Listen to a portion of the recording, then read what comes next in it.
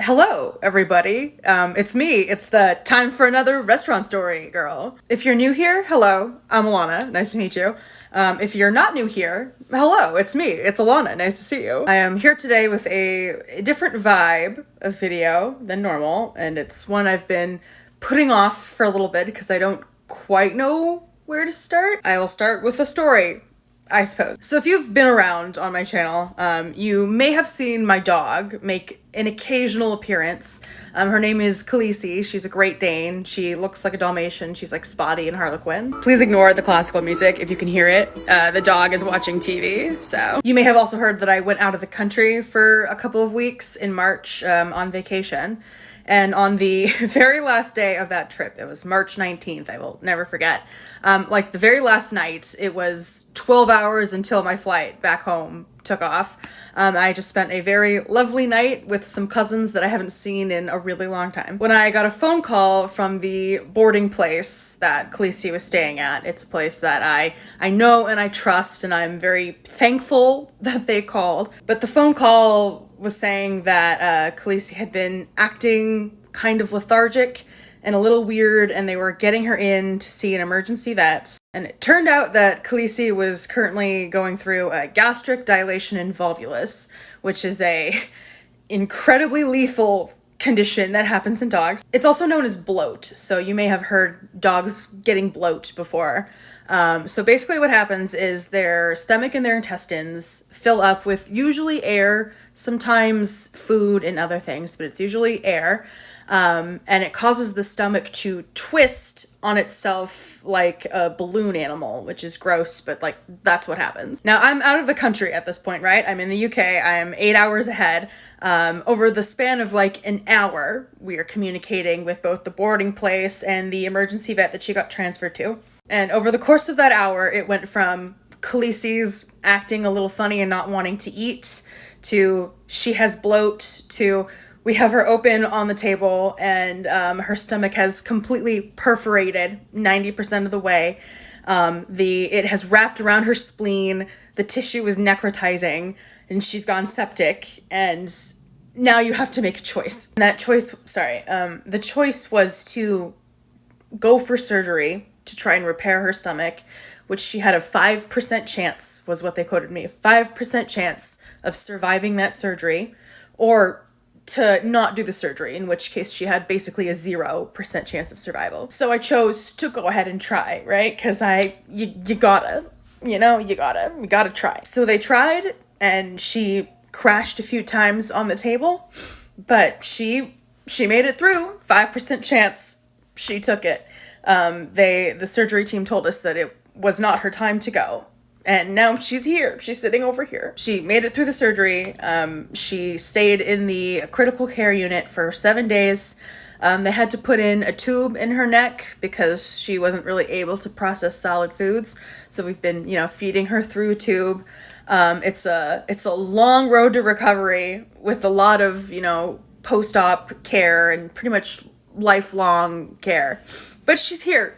She did it. We, prayed to every god one can think of. And she's here now. Here she is. Hi, silly. Hi, silly. So yeah, they removed 30% of her stomach and her spleen because the tissue had necrotized. But other than that, the rest of her is here. So now the part of the video that I don't quite know how to articulate, so please bear with me. So Khaleesi came into my life about a year ago at a time where I didn't realize how much I needed her, but I really needed her. She's my registered emotional support animal. She's the sweetest little baby. She's only 3. She just had her 3rd birthday last week. She did not deserve anything that she went through, but it is, now my turn to return the favor and give her the best shot at a second chance of life that she has that I can. That's my duty. That's what I have to do now. My family and I were doing everything that we can to ensure that she has the best quality of life that she can have going forward, that she can live out a long and happy life. But the cumulative cost of, the hospital stay, the surgeries, the medications, all of the follow-ups, is equivalent to that of basically a year of college tuition. And that cost has changed our lives pretty significantly. That biggest change being that I've taken up a second job. I'm in the process of taking up a third. Pretty much needs like round the clock care, which is not an exaggeration. She needs kind of constant monitoring. So my family has been absolutely fucking fantastic in being able to step in while I go out and work all of my shifts, because there's now this new balance that we all have to find between basically being there to provide for her, you know, the constant care that she requires, with needing to go to work to pay the cost of that constant care, you know? So I made a GoFundMe. That's the thesis of this. I made a GoFundMe to help offset the cost of Khaleesi's vet bills, so I can pay off the debt that I have, so we can pay off the debt my parents have. My therapist suggested that I make one, so I've made one, and it's here now. If you would like to donate, that would mean a lot to me, to Khaleesi, even though she's over there, you know, licking her butt, so she's not showing it, but it would mean a lot to my family. It would mean a lot. Or if you just want to share the link, sharing the link, telling your friends, telling your coworkers, telling your mom, telling your therapist, that will also help immensely. I will link it in the description, in my bio. I will have it around for you. If you would like to donate, 100% of your donation up to the fundraising goal goes right to Khaleesi's vet bills. And any money that we raise past that fundraising goal is going to get donated to the Pet Fund, which is an organization that brings vet care to people who cannot afford it. Because believe me, I fucking know how that feels now, and it's not good. And pets should get to live, in my opinion. When pets get sick, they should get to be better. So yeah, that's that.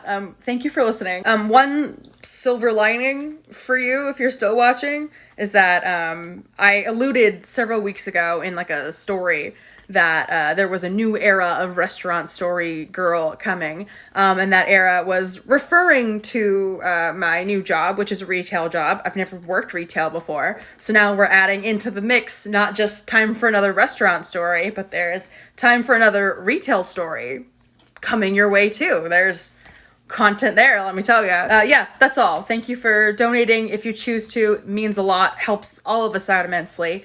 Thank you for just listening. Thank you for sharing. Thank you for interacting. Thank you for being here. And thank you to everybody that saved my dog's life. You know, they're not watching this, but I can never thank them enough. Okay, bye.